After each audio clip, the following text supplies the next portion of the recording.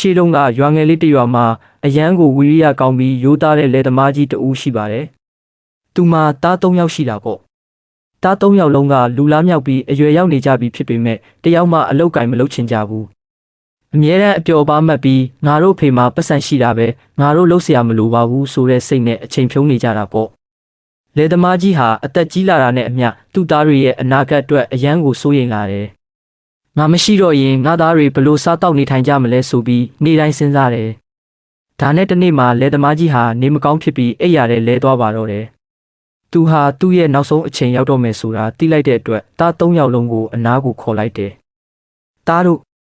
အဖေမင်းတို့ကိုပြောစရာရှိတယ်။ငါတို့ရဲ့လယ်ကွင်းထဲမှာရှေးဘိုးဘွားတွေမြုပ်နှံထားခဲ့တဲ့ယတနာအိုးကြီးတစ်လုံးရှိတယ်။အဖေလည်းအတိအကျဘယ်နေရာမှာလဲဆိုတာမမှတ်မိတော့ဘူး။အဖေမရှိတော့ရင်အဲ့ဒီယတနာအိုးကိုမင်းတို့တူးဖော်ပြီးခွဲဝေယူကြပြီးတော့လို့မှာကြပြီးကွယ်လွန်သွားခဲ့ပါတယ်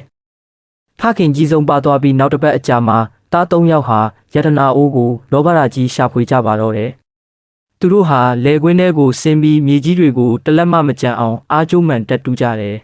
။ဒီနားမှာလားဟိုနားမှာလားနဲ့မနက်ကနေညမိုးချုပ်တဲ့အထိတလက်မချင်းစီကိုဂယုတစိုက်တူးဆွကြတာပေါ့တလဲကွင်းလုံးကိုနှံ့အောင်တူးပြီးတဲ့အထိယတနာအိုးကိုမတွေ့ကြဘူး။သားတွေကအယမ်းစိတ်ပြတ်သွားကြတယ်။အဖေငါတို့ကိုညာသွားတာလားမသိဘူးလို့တောင်အပြစ်တင်ကြတာပေါ့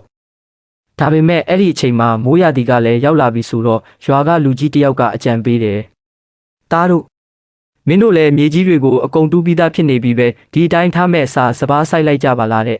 ။သား၃ယောက်လည်းဟုတ်သားပဲဆိုပြီးမြေစီလွာတွေကောင်းနေတော့စပားပင်လေးတွေစိုက်လိုက်ကြတယ်။သူတို့တူးဆွထားတဲ့မြေကြီးကအယမ်းညက်နေတော့စပားပင်တွေကတခြားလယ်တွေထက်ပိုပြီးတမထွားကျိုင်းလာတယ်။ရိတ်သိမ်းချိန်ရောက်တဲ့အခါမှာတော့တခါမှမရဘူးတဲ့စပားအထွက်နှုံတွေအများကြီးရရှိခဲ့ပါတယ်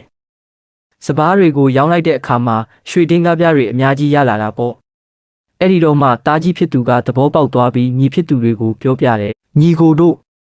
အဖေပြောတဲ့ယတနာအိုးဆိုတာဒါကိုပြောတာပဲ။ငါတို့အလုံးမလုံးပဲပြင်းနေတော့မှဘာမှမရှိခဲ့ဘူး။အခုငါတို့ကိုယ်တိုင်ချွေးထွက်အောင်အလုံးလုံးမှတကယ်ယတနာကိုရတာ။အဖေကငါတို့ကိုလှုပ်အားဆိုတဲ့တန်ဖိုးမဖြတ်နိုင်တဲ့ယတနာကိုပေးခဲ့တာပဲလို့ပြောလိုက်ပါတော့တယ်